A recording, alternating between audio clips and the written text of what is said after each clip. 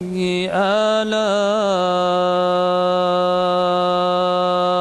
ربكما تكذبان خلق الإنسان من صلصال كالفخار وخلق الجان من مارج من نار فبأي آلاء ربكما تكذبان رب المشرقين ورب المغربين فبأي آلاء ربكما تكذبان حضرات، اللہ کا شکر ہے کہ آج ہمیں بعد ایک مہینے کے گیپ کے محافل کے سلسلے کے آغاز کی توفیق ہوئی اور پہلا خطاب ڈاکٹر عقیل ہاشمی کا ہفتے کے دن ہوا، حقیقت عید اور اقوام عالم کے عنوان سے۔ اور آج جیسے کہ اعلان کیا جا چکا ہے، شریعت انفارمیشن سروس کی 454ویں نشست ہے، اور ہمیں ان نشستوں کے آغاز کے وقت جن بزرگ نے مخاطب کیا تھا، میری مراد حافظ محمد اسحاق کمال قادری صاحب سے ہے، جو یہاں تشریف رکھے ہیں، اور آج 27 اگست 2012 عیسوی مطابق 8 شوال 1333 ہجری بعد نماز عصر کانفرنس ہال جامع مسجد عالیہ میں ہمیں مخاطب کر رہے ہیں۔ اور اتفاق کی 2-3 باتیں ہیں، اور وہ یہ کہ حیدرآبادی زبان میں چھوٹی عید کہا جاتا ہے شوال کے بعد، تو 6 روزے کل تکمیل ہوئے اور آج چھوٹی عید ہے، اور پھر 3 ہفتے سے کم از کم بارش کا سلسلہ بند تھا، کل سے آغاز ہوا، اور اللہ کے فضل سے ابھی بھی اس وقت باہر بارش ہو رہی ہے، تو اللہ کی رحمتیں بھی ہمارے اس نیک محفل میں اس طرح سے شریک ہیں۔ بہرحال آپ حضرات سے گزارش ہے کہ سال تمام ہمارے ساتھ دیں آپ، اور اس طرح سے ان محافل میں شرکت سے ہماری ہمت افزائی ہوگی، منتظمین کا یہ خیال ہوگا کہ ان کے خدمات سے استفادہ کیا جا رہا ہے۔ آپ اندازہ لگائیے کہ ہمیں یہاں کے اطراف کے علاقوں سے آنا گراں گزرتا ہے، جبکہ اس مسجد کے ارد گرد میں شاید 1 فرلانگ 1.5 فرلانگ تک کوئی مسلم گھرانہ نہیں ہے۔ چند بیپاری حضرات دکانوں سے آ جاتے ہیں اور چند حضرات اطراف حکمہ کے علاقوں سے آتے ہیں، لیکن یہ سوچئے کہ دور دراز سے ہمارے مقررین آتے ہیں۔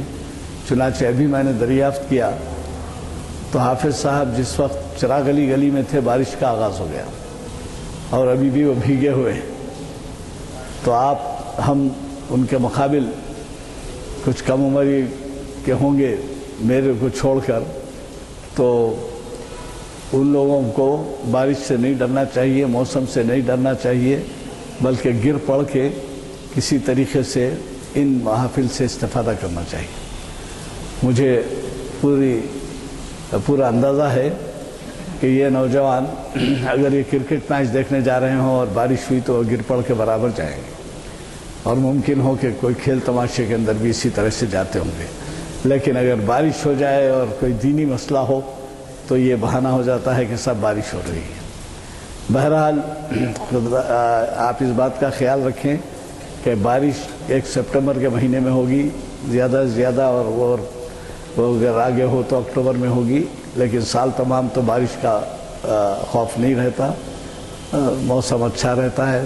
حیدرآباد کے موسم کے بارے میں کہا جاتا ہے کہ جو حیدرآباد آیا، چاہے وہ بنگال سے آئے، آسام سے آئے، پنجاب سے آئے، گجرات سے آئے، مدراس سے آئے یا بنگلور سے آئے یا کیرلا سے آئے، وہ حیدرآباد آئے تو حیدرآباد کا ہی ہو کے رہ جاتا ہے۔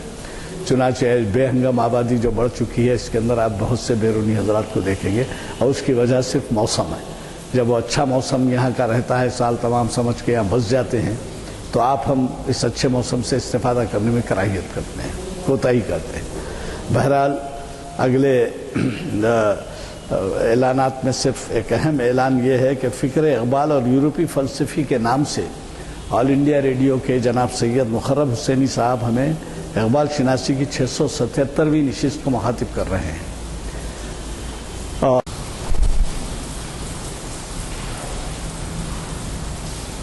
السلام علیکم ورحمۃ اللہ وبرکاتہ۔ بسم اللہ الرحمن الرحیم۔ الحمد للہ رب العالمین، الرحمن الرحیم، مالک یوم الدین، والصلاة والسلام علی سیدنا محمد وعلی آلہ وصحبہ اجمعین،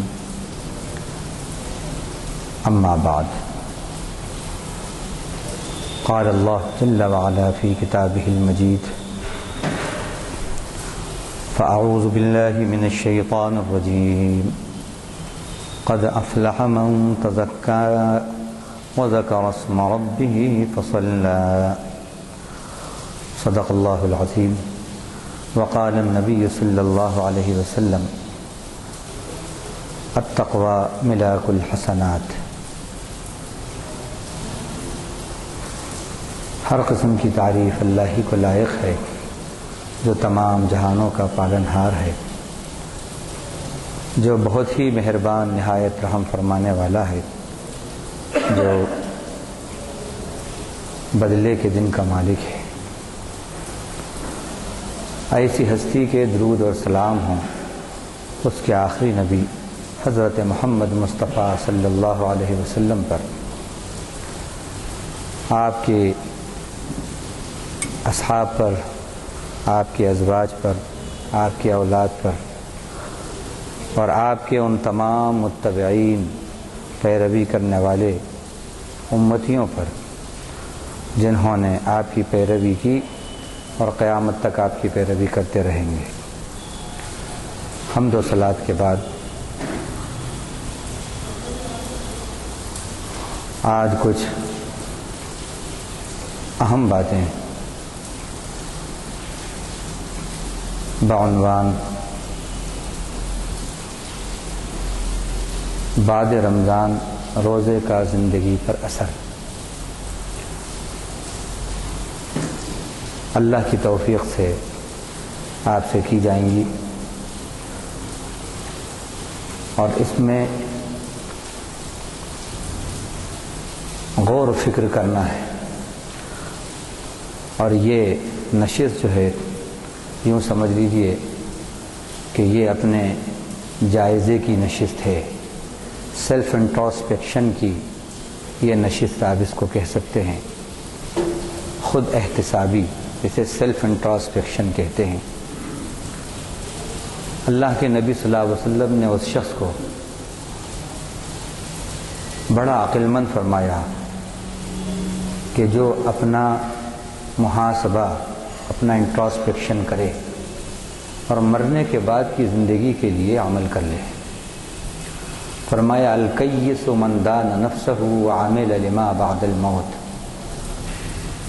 واقعی عقل مند تو وہ ہے جس نے اپنے نفس کو، اپنے آپ کو کنٹرول میں کر لیا اور مرنے کے بعد کی جو زندگی ہے اس کے لیے عمل کر لیا۔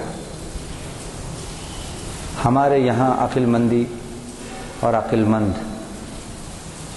اس کو سمجھا جاتا ہے کہ کم وقت کے اندر کیپٹل زیادہ حاصل ہو، کم وقت کے اندر ڈگری زیادہ حاصل ہو جائیں، کم وقت کے اندر عہدے، اسٹیٹس، مقام، مرتبہ، ڈگنیٹی وغیرہ وغیرہ یہ حاصل ہوں تو اس کو سمجھتے ہیں بڑا جینیس، بڑا بریلینٹ، لیکن اللہ کے نبی صلی اللہ علیہ وسلم نے جینیس اس کو قرار دیا جس میں دو صفت ہوں۔ ایک اپنے آپ کا وہ حساب کرے، اپنا محاسبہ کرے، اپنا انٹراسپیکشن کرے ہر وقت میں کہاں ہوں، اور دوسرا مرنے کے بعد کی زندگی کو ہمیشہ اپنے سامنے رکھے۔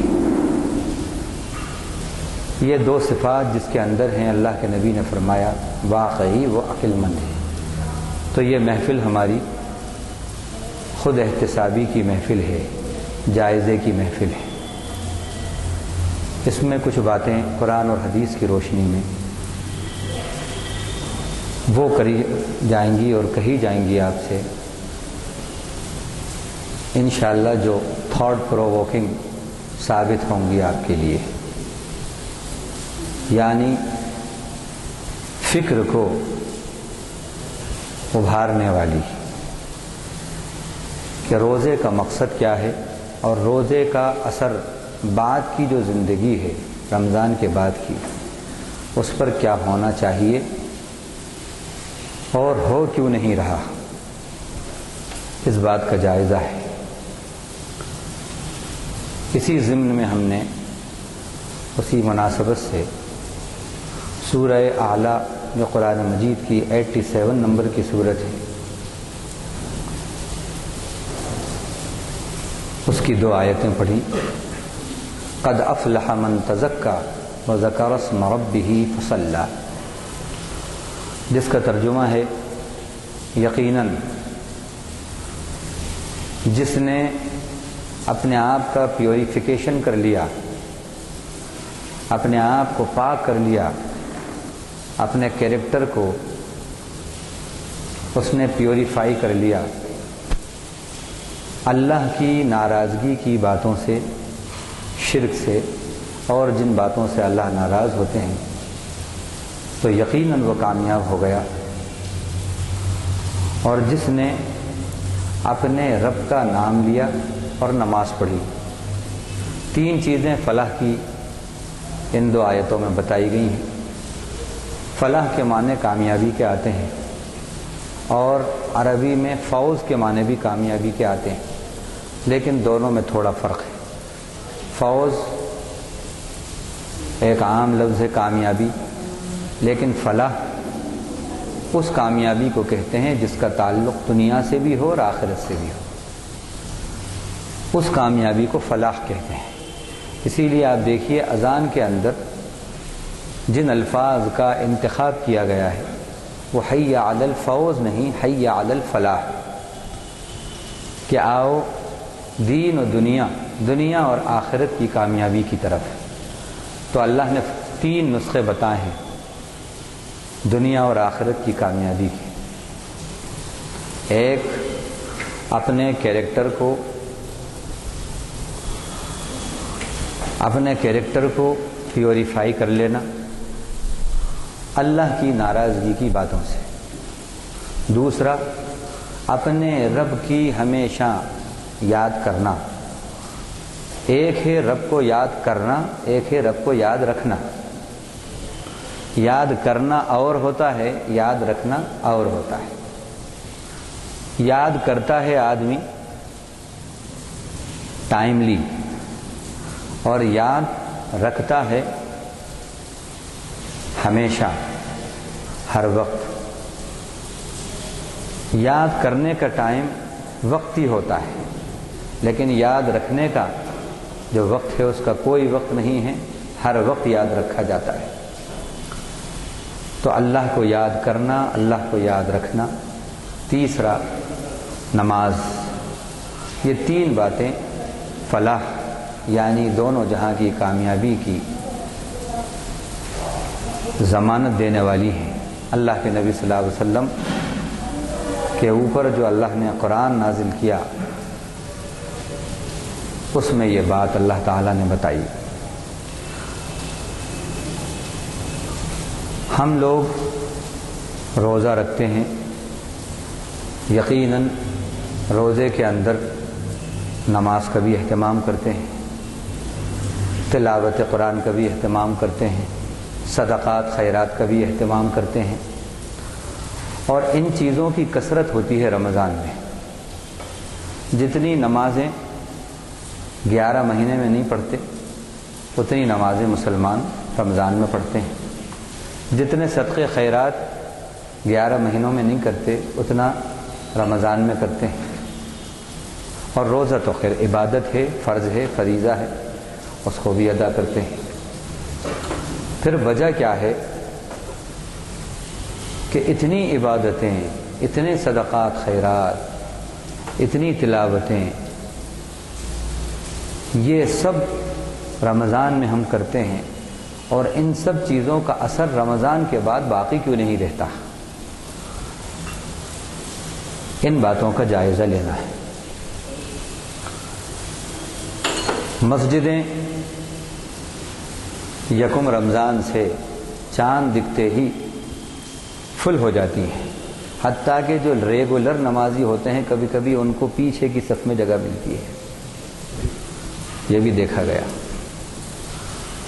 اور جو 11 مہینے مسجد سے دور ہیں وہ اول صف میں دکھتے ہیں۔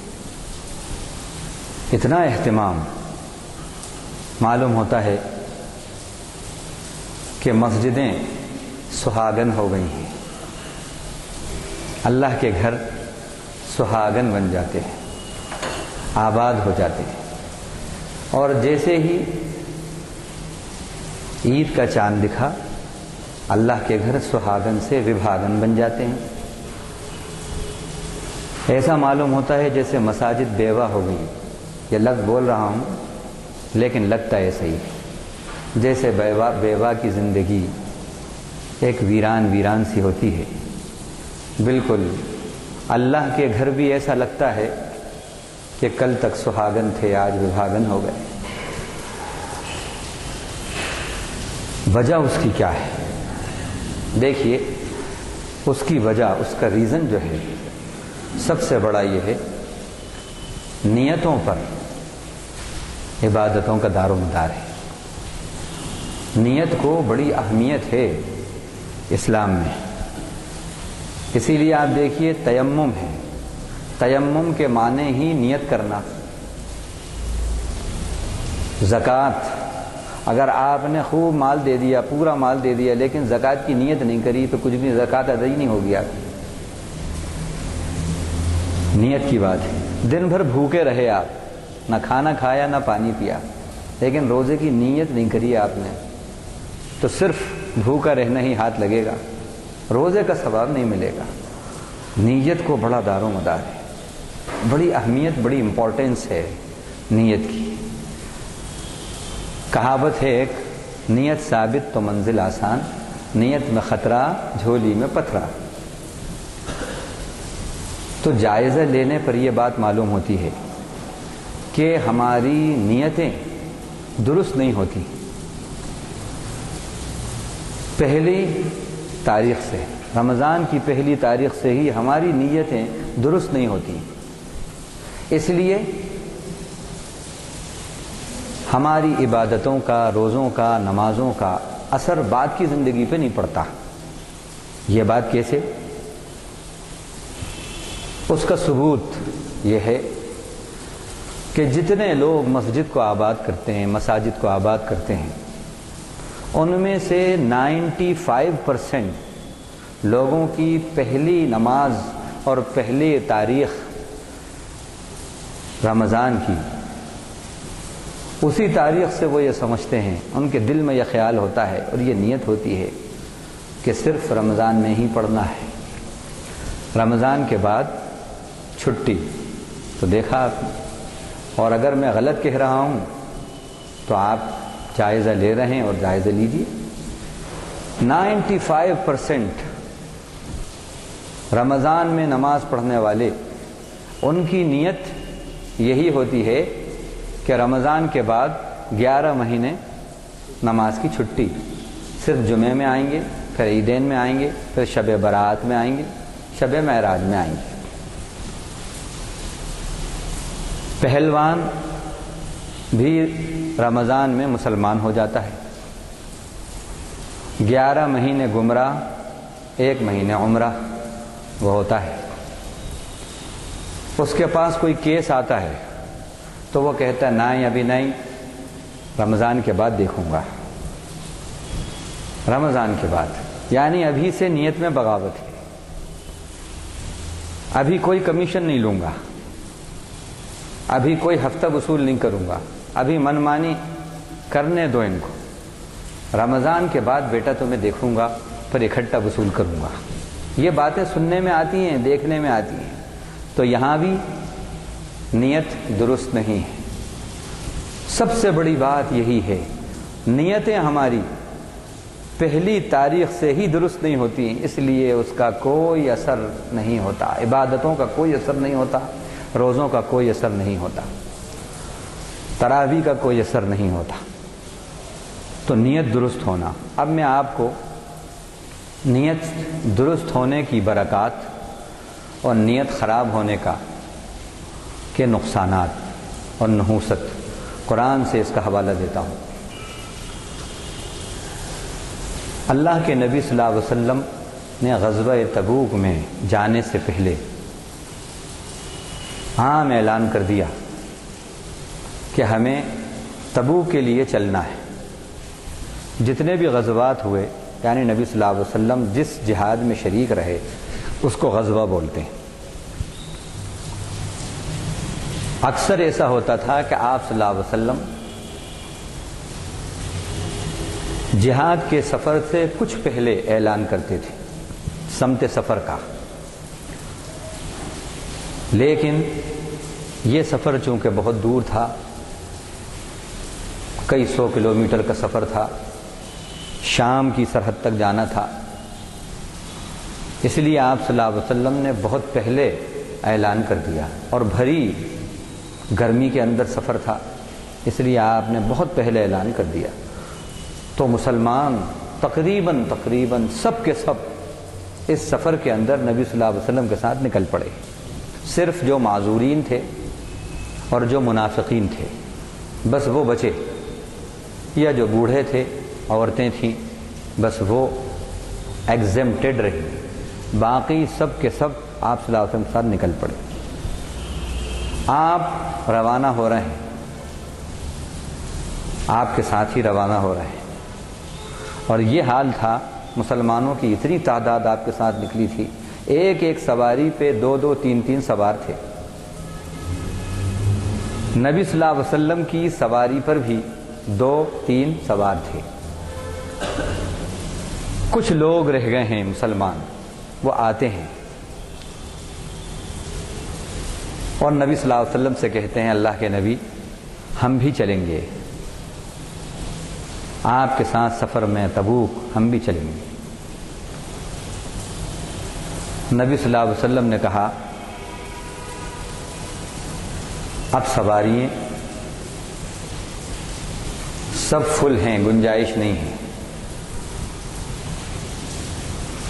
یہ سنا انہوں نے تو ان کو اپنی بے بسی پر، بے کسی پر، کم مائگی پر، غربت پر افسوس ہوا، اور ان کے دل میں یہ خیال آیا کاش ہمارے پاس کچھ پیسے ہوتے، ہماری اکنامک پوزیشن اچھی ہوتی، ساؤنڈ ہوتی، تو ہم بھی سواری کا انتظام کر لیتے، لیکن ہم غریب ہیں، ہم جا نہیں سکتے، اور ہم اس خیر سے محروم رہ گئے۔ بس یہ خیال آیا اور آنکھوں سے ان کے آنسو جاری ہو گئے۔ دیکھ رہے ہیں کہ قافلے مجاہدین کے روانہ ہو رہے ہیں، اللہ کے نبی صلی اللہ علیہ وسلم بھی روانہ ہوئے، اور ان قافلوں کو دیکھتے ہوئے ان کے آنکھوں سے آنسو جاری ہو گئے۔ اللہ کو ان کی یہ ادا، یہ بات اتنی پسند آئی کہ قرآن مجید میں اللہ تعالیٰ نے سورہ توبہ کے 11ویں رکوع میں ان سے متعلق آیتیں اتاری۔ وَلَا عَلَى الَّذِينَ إِذَا مَا أَتَوْكَ لِتَحْمِلَهُمْ قُلْتَ لَا أَجِدُ مَا أَحْمِلُكُمْ عَلَيْهِ تَوَلَّوْا وَأَعْيُنُهُمْ تَفِيضُ مِنَ الدَّمْعِ حَزَنًا أَلَّا يَجِدُوا مَا يُنْفِقُونَ۔ ان لوگوں پر کوئی حرج نہیں اگر وہ رک جائیں، ٹھہر جائیں، جب کہ وہ آپ کے پاس آئے تاکہ آپ ان کو سوار کر لیں اپنی سواری پر۔ لیکن آپ نے ان سے کہا میرے پاس اب سواری میں جگہ نہیں ہے کہ میں تم کو سوار کروں۔ یہ سن کر وہ پلٹے ہیں اس حال میں، تولوا وَأَعْيُنُهُمْ تَفِيضُ مِنَ الدَّمْعِ، ان کی آنکھیں آپ دیدہ تھیں، اشک بار تھیں، آنسو بہہ رہے تھے غم سے۔ کس غم سے؟ اللہ یجدوا ما ينفقون، کہ ان کے پاس خرچ کرنے کو پیسہ نہیں ہے کہ وہ خرچ کر کے سواریاں حاصل کر لیتے۔ اب یہ واقعہ ہو گیا، اللہ کے نبی سفر پہ روانہ ہو جاتے ہیں، راستے کے اندر آدھے راستے پہ پہنچے ہیں آپ نے اپنے ساتھیوں سے کہا مدینے کے اندر تمہارے کچھ بھائی ایسے ہیں جو ہیں تو مدینے میں، لیکن تم جو وادی طے کرتے ہو وہ تمہارے ساتھ ہیں سفر میں، دشمن سے جو بھی تمہارا مقابلہ ہوتا ہے اس میں بھی وہ تمہارے ساتھ ہیں،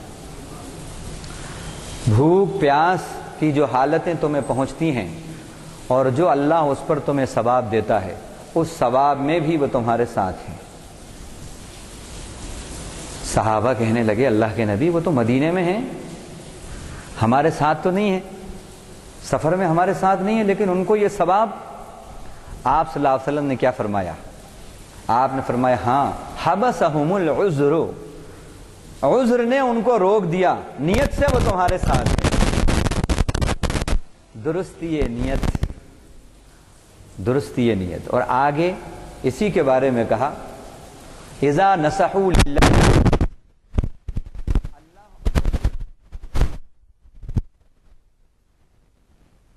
تو پھر ثواب کھل جاتا ہے، لیکن جہاد کا ثواب مل رہا ہے، ہیں اپنے پر لیکن نبی کے ساتھ سفر کا ثواب مل رہا ہے، ہیں مستقر پر لیکن جہاد کی مشاکل اور مسائل جو مسلمان جھیل رہے ہیں اس میں بھی وہ ثواب میں شریک ہیں۔ کیوں؟ نیت سے وہ ساتھ ہیں، مجبوری کے تحت رک گئے۔ یہ دیکھیے آپ نیت اگر آپ نے درست کر لی تو آپ کا جو عمل ہے اور جو آپ کا ثواب ہے وہ کھاتا اسی وقت سے کھل جاتا ہے۔ نیت درست کرنی۔ اب نیت اگر آپ کی خراب ہے، نیت درست نہیں ہے،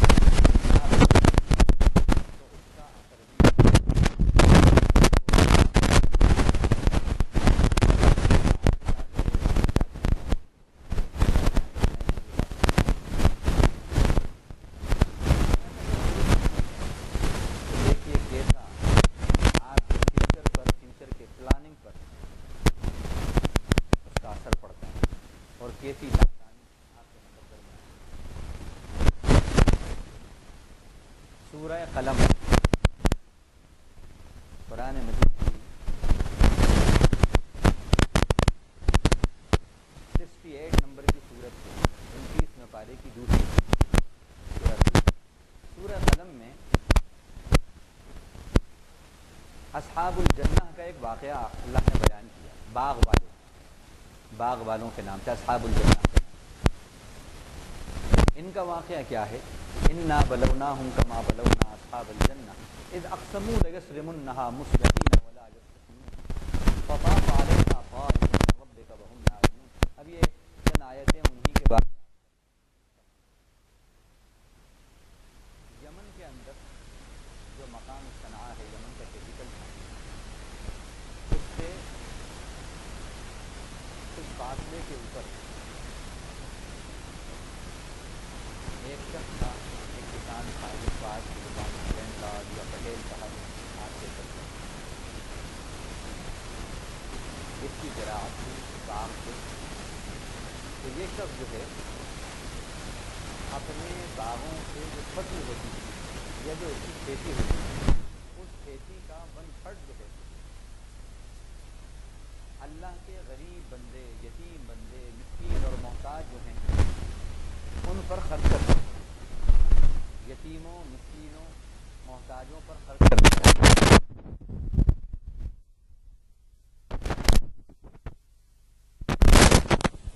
ہماری بہت لائبریریز ہیں، ہمارے بھی بہت سے خرچے ہیں، آپ اتنا خرچ کر دیتے ہیں۔ اولاد بخیل تھی، روکتی بھی تھی یا کہتی تھی کہ کم خرچ کیجیے، لیکن یہ شخص برابر 1/3 جو ہے خرچ کرتا تھا۔ اس کا انتقال ہو گیا، اس شخص کا انتقال ہو گیا۔ اب فصل کاٹنے کا وقت آیا، اس کے بیٹے جو ہیں سب جمع ہوئے، کمرہ بند میٹنگ ہوئی۔ کمرہ بند میٹنگ کے اندر انہوں نے یہ بات طے کی، قرآن مجید نے وہ سب بتایا۔ اذ اقسموا لیصرمنھا مصبحین ولا یستثنون، انہوں نے قسم کھائی آپس میں اور کہا کہ ہم ضرور اپنی فصل کو کاٹیں گے، اور انہوں نے انشاءاللہ نہیں کہا۔ اور پھر آگے بات آ رہی ہے کہ انہوں نے کہا اغدو علی حرثکم ان کنتم صارمین، تم اپنی کھیتی پر اگر کاٹنا ہے تو اول وقت میں صبح ہی صبح الصبح نکل چلو۔ فانطلقوا وهم يتخافتون، اب وہ روانہ ہوئے اور ڈر رہے تھے، کس بات سے؟ اللہ يدخلنها اليوم علیکم مسکین، آج کوئی فقیر نہ داخل ہو جائے، کوئی محتاج، کوئی مسکین نہ آ جائے، ان کے آنے سے پہلے صبح سویرا ہونے سے پہلے وہاں پہنچ جاؤ اور کاٹ لو، کوئی فقیر، کوئی مسکین، کوئی یتیم آ نہ پائے۔ علیکم مسکین وغدوا علی حرد قادرین، اور وہ صبح کے وقت بڑی تیزی سے روانہ ہوئے، یہ سمجھتے ہوئے کہ ہم تو اپنی فصل کاٹنے پر قدرت رکھتے ہیں۔ مفسرین نے علی حردن کا ایک ترجمہ تو یہی کیا کہ تیزی سے روانہ ہوئے صبح کے وقت علی الصبح، دوسرا ترجمہ یہ بھی کیا ہے کہ غصہ کرتے ہوئے، غصے کے اندر روانہ ہوئے۔ یہ فقیراں آ جاتے ہیں، ہمارا اتنا مال لے جاتے ہیں۔ ابا تھے بیچارے سیدھے سادے بے وقوف، اتنا مال ادھر چلا جاتا ہے۔ غصے کے اندر غصہ کرتے ہوئے، تیزی سے لپکتے ہوئے جلدی سے وہاں پہنچے۔ اب آپ غور کریں، ابھی یہ پلان بنایا ہے انہوں نے، قسمیں کھا کر پلان بنایا ہم کاٹیں گے، اور صبح سویرے دیکھو سب اٹھ جانا، جلدی چلنا، کوئی داخل نہ ہونے پائے۔ ابھی پلان بنا رہے ہیں، ادھر ابھی داخل نہیں ہوئے، روانہ نہیں ہوئے، لیکن قرآن نے کہا فطاف علیہا طائف من ربک وہم نائمون، ایک پالا پڑتا ہے پوری کھیتی پر اور پوری فصل پر، ایک رات ایک پالا پڑ جاتا ہے، برباد۔ اور ابھی یہ سو ہی رہے ہیں، ابھی کمرہ بند میٹنگ ہوئی ہے، سب نے پلان کیا ہے، پلان کر کے سو گئے ہیں کہ اب صبح سویرے اٹھ کے چلیں گے، انہیں کچھ پتہ نہیں کہ وہاں پالا پڑ گیا، اور معلوم ہوا کہ بس خالی ابھی نیت کی ہے انہوں نے کہ کوئی یتیم نہیں آئے، کوئی فقیر نہیں آئے، کوئی مسکین نہیں آئے، نہ گئے ہیں ابھی، نہ نکلے ہیں گھر سے، لیکن صرف نیت کی ہے کہ ہم ان لوگوں کو روک دیں گے اور ان کا حق جو ہے نہیں دیں گے۔ ادھر نیت کرنا تھا اور ادھر ان کی فصل پر اور کھیتی پر پالا پڑ گیا، سب برباد ہو گئی۔ قرآن مجید نے یہ بات کہی، اب غور کریے، آپ نیت نادرست ہے، نیت درست نہیں ہے تو آبادی بربادی میں تبدیل ہو گئی، اور وہاں پر نیت درست ہے تو اب گھر پہ بیٹھے ہیں، مستقر پر ہیں، لیکن ثواب ملنا شروع ہو گیا، نبی کی ہمراہی ہو گئی، صحابہ کی ہمراہی ہو گئی، مجاہدین کی ہمراہی نصیب ہو گئی۔ تو معلوم یہ ہوا اگر نیتیں آپ کی خراب ہیں تو آپ کے جو پلاننگ ہیں وہ ان کا انفورسمنٹ امپلیمنٹیشن ہونے سے پہلے سب پہ پالے پڑ جاتے ہیں، سارے پلاننگ پر پالے پڑ جاتے ہیں. تو نیت کو بہت ہی اہم مقام حاصل ہے. اسی لیے آپ صلی اللہ علیہ وسلم نے فرمایا انما الاعمال بالنیات، بے شک اعمال کا دار و مدار نیتوں پر ہے. لکل امرئ ما نوی ولکل امرئ ما نوی، اور ہر شخص کو وہی ملتا ہے جس کی وہ نیت کرتا ہے. ہجرت کر رہے ہیں صحابہ کرام، کتنا بڑا مقام ہے ہجرت کرنے والوں کا، اللہ تعالیٰ نے کتنی تعریف کی ہے. لیکن آپ صلی اللہ علیہ وسلم کو معلوم ہوا اس میں کچھ وہ بھی لوگ ہیں کہ جن کا مقصد مکے سے مدینے جانے کا یہ ہے کہ وہاں پر ہمارا محبوب ہے، چلو اس بہانے چلتے ہیں شادی کر لیں گے. ساتھ ہیں سفر میں سب، اب غور کرنے کی بات ہے، سفر میں ساتھ ہیں، سب چل رہے ہیں اور سب یہی سمجھ رہے ہیں کہ یہ بھی ہجرت کر رہے ہیں، یہ بھی مہاجرین میں شامل ہیں، لیکن شامل ہوتے ہوئے بھی شامل نہیں ہیں. کیوں؟ کہ نیت سے شامل نہیں ہیں، نیت ٹھیک نہیں ہے. تو نیت ہماری درست ہوگی تو پھر منزلیں بڑی آسان ہوں گی. اب اس کے بعد اگر نیت درست کر کے ہم نے عبادت کی تو یقیناً اس عبادت کا اثر ہوتا ہے. اب روزہ یقیناً اللہ کا ایک فریضہ ہے، بڑی اہم عبادت ہے، اور رمضان میں مسلمان 2 فریضے 95% مسلمان ادا کرتے ہیں. کون سے ہیں 2 فریضے؟ ایک روزہ، دوسرا نماز. یہ 2 فریضے کثیر تعداد میں مسلمان ادا کرتے ہیں، خاص طور سے ہندوستان کی اور پاکستان کی، بنگلہ دیش کی. ان 2 فریضوں کی حقیقت کیا ہے اور کیسے کردار پر اثر ہونا چاہیے اور کیوں نہیں ہو رہا وہ میں بتا رہا ہوں آپ کو.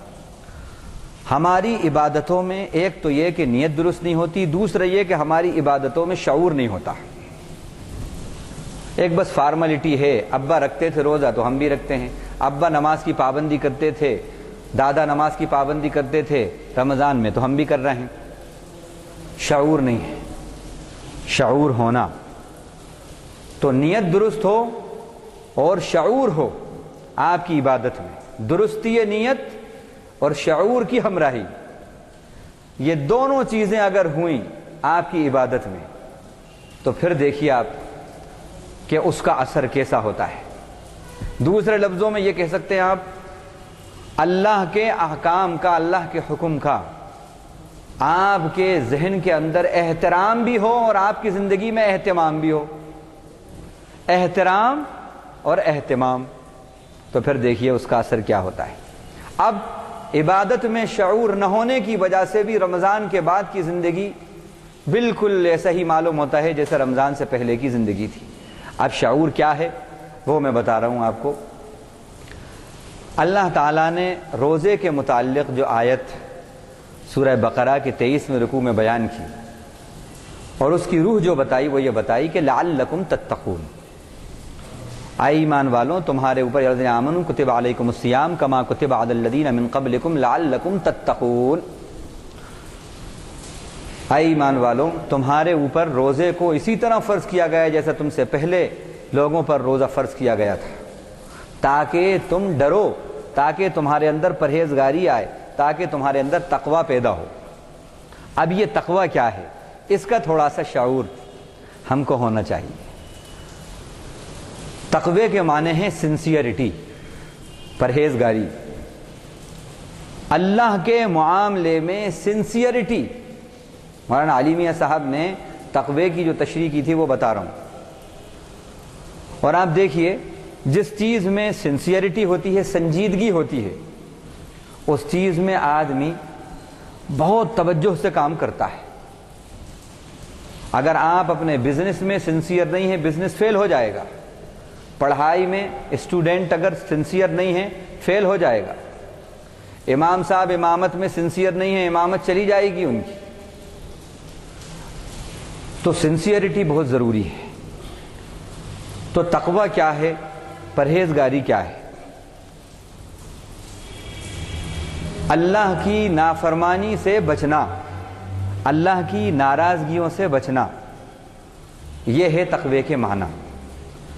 اور تقوی یہ ہے کہ رب ذوالجلال ہر وقت ہمیں دیکھ رہے ہیں، اللہ ہر وقت اپنے علم اور اپنی قدرت کے ساتھ ہمارے ساتھ ہیں، یہ شعور ہو۔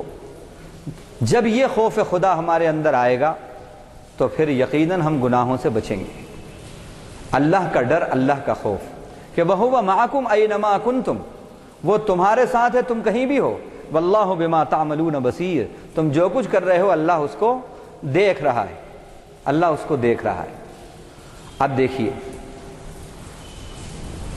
تقوی ایسی نعمت ہے کہ اس نعمت پر اللہ نے اپنی ولایت، اپنی دوستی کا وعدہ کیا ہے۔ الا ان اولیاء اللہ لا خوف علیہم ولا هم یحزنون الذین آمنوا وکانوا یتقون، اللہ کے جو دوست ہیں ان کو نہ کوئی خوف ہے نہ کوئی غم ہے، سن لو۔ اور کون ہیں وہ ہیں جو ایمان لائے اور تقوی جنہوں نے اختیار کیا، پرہیزگاری کی زندگی اپنائی۔ پرہیزگاری کی زندگی کیسی؟ جیسے ڈاکٹر صاحب نے آپ کو دوا دی، دوا دینے کے بعد وہ کہتے ہیں میاں دیکھو آپ بہت پیسہ خرچ کر رہے ہو، یہ 10,000 روپے کی آپ کی میڈیسنس ہیں، لیکن ایک شرط ہے کہ آپ اسموکنگ نہیں کریں گے، بس یہ پرہیز کریں گے آپ۔ اگر آپ نے یہ کیا تو یہ سب آپ کا آنا جانا یہ سب کامیاب۔ اب اگر بد پرہیزی بھی کری اور خوب دوا بھی پی، خوب دوا پی بڑی پابندی سے، جیسا کہا تھا ڈاکٹر صاحب نے برابر، لیکن بد پرہیزی کی، تو اس میں قصور نہ دوا کا ہے نہ ڈاکٹر کا ہے۔ اور پھر آپ ڈاکٹر صاحب سے کہیں ڈاکٹر صاحب میں نے سب سے تگڑی فیس آپ کی دی اور سب سے مہنگا علاج کر رہا ہوں، لیکن میں زمانہ ہو گیا کہ دوا لیتے ہوئے میں اچھا ہی نہیں ہو رہا، تو ڈاکٹر پوچھے گا ہم نے جو پرہیز بتایا تھا وہ کیا؟ وہ تو نہیں ہو سکتا صاحب، تو ان کا پھر آپ کا علاج بھی ہم سے نہیں ہو سکتا۔ تو پرہیز، تقوی کے معنی بھی پرہیز کے ہیں، پرہیزگاری۔ عبادت ایک ٹانک ہے، روزہ ایک ٹانک ہے، ڈیوائن ٹانک ہے، تلاوت ڈیوائن ٹانک ہے، صدقہ خیرات ڈیوائن ٹانک ہے، نماز ڈیوائن ٹانک ہے۔ لیکن یہ روح بیمار ہے، یہ ٹانک لیتی ہے 30 دن لیکن پھر بھی بیمار ہے، وجہ پرہیز نہیں ہو رہا۔ اب پرہیز کیا ہے یہ میں بتاتا ہوں، شعور کیا ہے۔ آپ صلی اللہ علیہ وسلم نے فرمایا ھذا الشہر شہر الصبر، یہ مہینہ صبر کا مہینہ ہے اور صبر کا بدلہ جنت ہے۔ روزے کی روح صبر ہے، ثابت قدمی، یہ روزے کی روح ہے۔ اسی طرح آپ نے فرمایا ھذا الشہر شہر المواسات، یہ غم خاری کا مہینہ ہے۔ روزے کے بعد غم خاری ہمارے اندر آنا چاہیے، سمپیتھی آنا چاہیے۔ اور یہ صبر کا مہینہ، صبر ہم اردو میں عام طور پر اردو کا صبر ہمیں معلوم ہے، اردو میں صبر یہی سمجھتے ہیں کہ بس کوئی مارے آپ کو آپ کھاتے رہو، بس سمجھتے ہیں کہ یہ صبر ہے۔ نہیں، صبر کے معنی اللہ کے حکموں پر جم جانا، حق پر جم جانا، چاہے حالات کیسے ہی ہوں، اللہ کے حکموں کو ہر حال میں پورا کرنا، اس کے معنی صبر کے ہیں۔ کیسے؟ جیسے روزہ، بھوک آپ کو خوب لگ رہی ہے، گرمی کا روزہ ہے اور 12 گھنٹے کا روزہ ہے، 13 گھنٹے کا روزہ ہے، پیاس شدت سے لگ رہی ہے، بھوک خوب لگ رہی ہے اور جوانی کا روزہ ہے، تو بھوک بھی خوب لگتی ہے، پیاس بھی خوب لگتی ہے، لیکن آپ نہ ایک نوالا لقمہ کھاتے، نہ ایک گھونٹ پانی پیتے۔ یہ کیا ہے؟ نہ ایک نوالا، نہ ایک لقمہ کھانا کھاتے اور نہ ایک گھونٹ پانی پیتے، حالانکہ خوب پیاس لگ رہی ہے اور خوب بھوک لگ رہی ہے آپ۔ یہ ہے صبر۔ اللہ کا حکم ہے کہ نہیں تو روزہ ٹوٹ جائے گا، اللہ کا حکم ہے نہ کھانا کھانا ہے نہ پانی پینا ہے، تو اللہ کے حکموں پر آپ جمے ہوئے ہیں، اللہ کے حکم کی ادائیگی کر رہے ہیں اور صبر کے ساتھ کر رہے ہیں، یعنی پرہیز کے ساتھ کر رہے ہیں کہ کوئی ایسا عمل نہ ہو جو میرے اس روزے کے عمل کو خراب کر دے۔ یہ ہے صبر، یعنی خدا کے حکموں پر جمے رہنا، چاہے دل کتنا ہی چاہے خدا کے حکم کو توڑنے پر، اگر خدا کے حکم کو توڑنے کا دل چاہے تب بھی آپ نہ توڑیں، یہ سمجھ کر کہ اگر میں نے یہ عمل کیا تو میرا وہ جو اثر ہے ختم ہو جائے گا، اثر ختم ہو جائے۔ جیسے روزے کے اندر پیاس خوب لگتی ہے، ایک گھونٹ پانی نہیں پیتے، بھوک خوب لگتی ہے لیکن ایک لقمہ بھی نہیں کھاتے، اللہ کا حکم پورا کر رہے ہیں اور صبر کرتے ہوئے پورا کر رہے ہیں۔ بس یہی زندگی میں جو اللہ کے حکم ہیں، پوری زندگی ہر حکم کو پورا کرنا ہے، اور اس حکم کو پورا کرنے پر شیطان برغلائے تو نہیں کرنا، نہیں کرنا۔ یہ ہے اس کی روح، اور اس کی تائید اس سے بھی ہوتی ہے کہ نبی صلی اللہ علیہ وسلم نے فرمایا کہ جب تم کو کوئی روزے کے اندر گالی دے، کوئی روزے میں تم کو گالی دے اور تم روزے سے ہو وَأَنْتَ صَائِمٌ، تو تم اس سے کہہ دو اِنِّ امْرُؤٌ صَائِمٌ، اِنِّ امْرُؤٌ صَائِمٌ، میں روزے دار ہوں، میں روزے دار ہوں۔ اور آپ نے فرمایا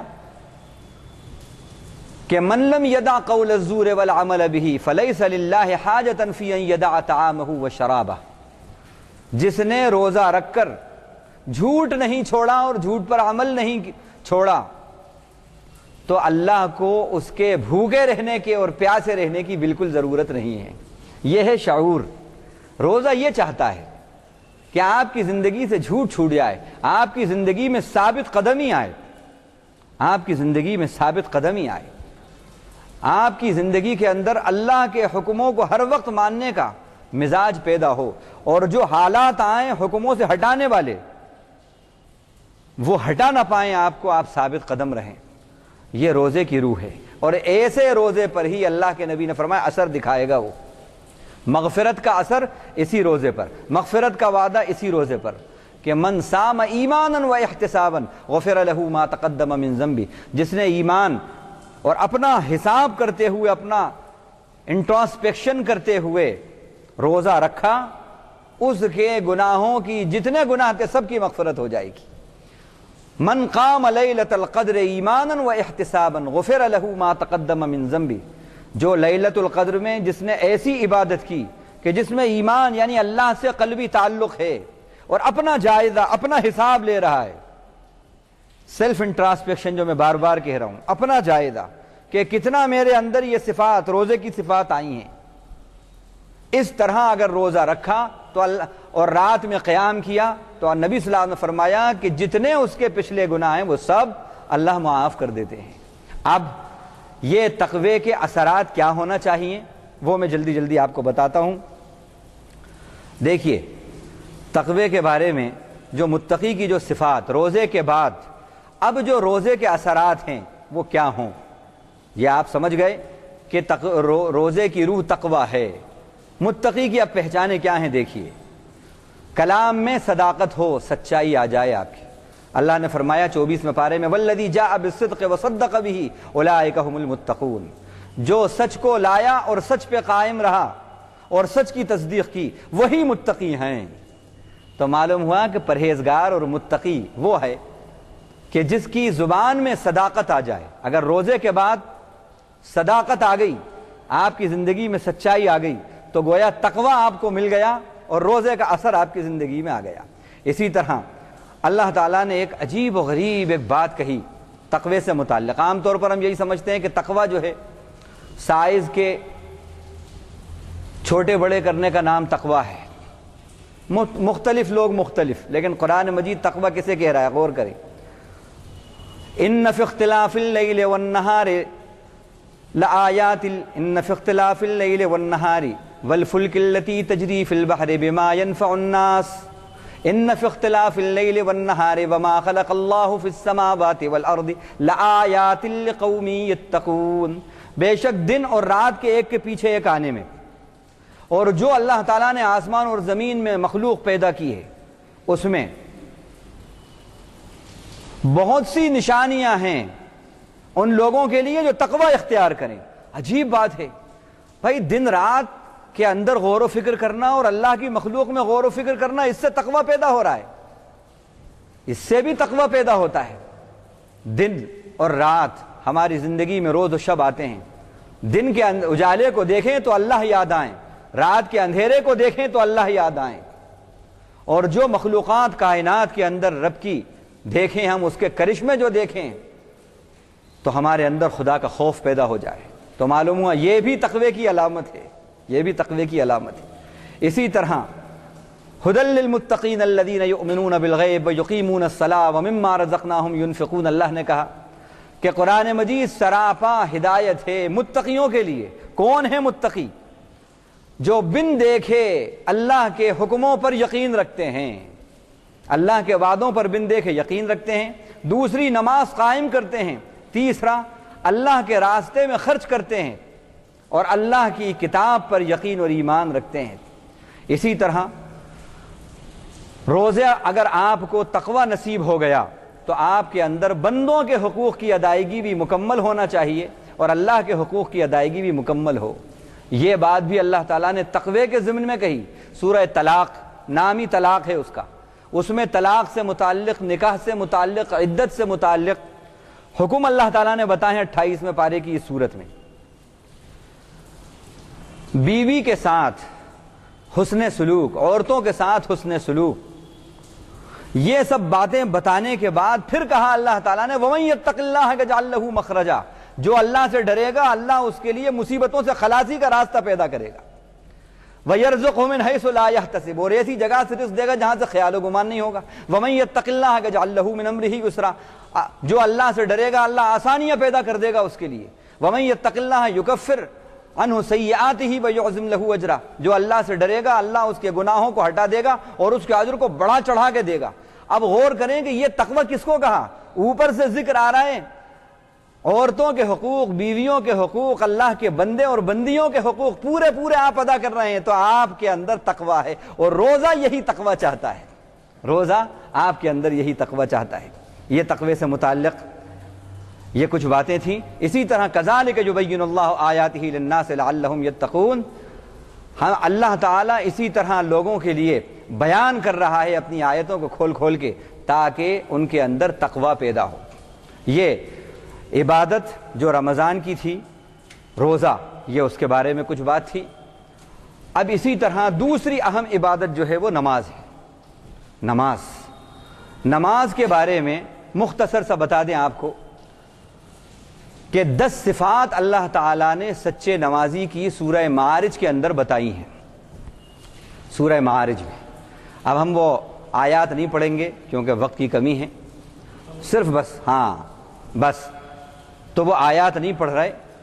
وہ 10 صفات جو بیان کی ہیں اللہ تعالیٰ نے انشاءاللہ موقع ہوا، یزدانی صاحب کہہ رہے ہیں وقت ختم ہو گیا، میں بھی یہیں ختم کرتا ہوں. انشاءاللہ اللہ نے موقع دیا تو پھر جو اہم عبادت ہے روزے کی، نماز اور اس کا اثر زندگی پر، وہ انشاءاللہ اس عنوان پر کبھی اللہ نے موقع دیا تو بعد میں آپ کو بتائیں گے.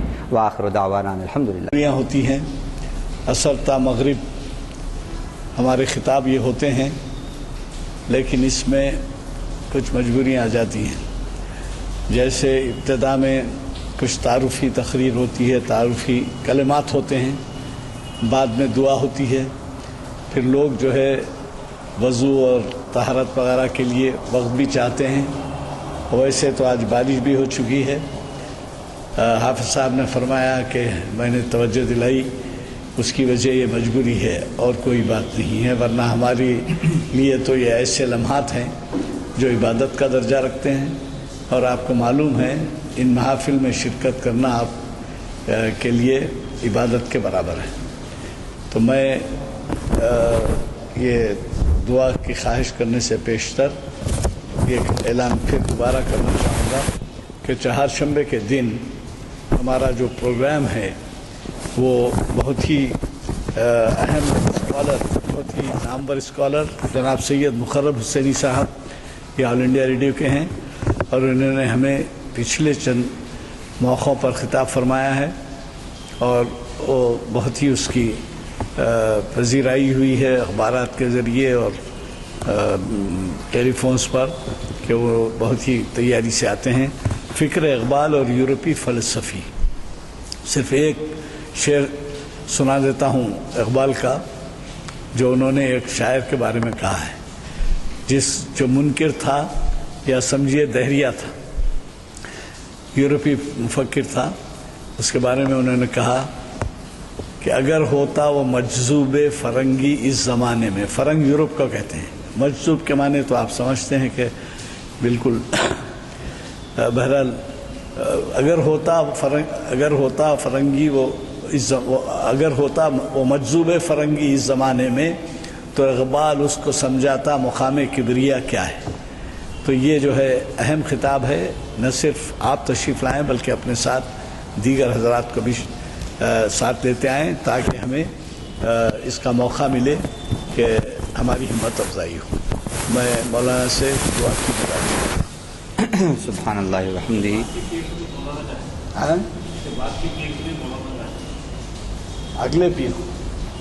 اگلے پیر کو بھی مولانا کا خطاب ہے، ذرا اس میں بھی آپ دھیان میں رکھیں، پرچے تقسیم ہوں گے.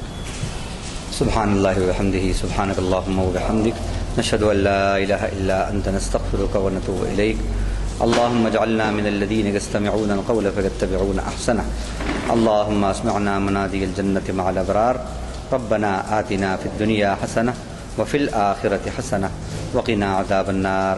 اللہم انا نسألک الہدی والتقی والعفاف والغنی. صلی اللہ تعالی علی خیر خلقہ محمد وآلہ وصحبہ اجمعین. آمین والحمد للہ.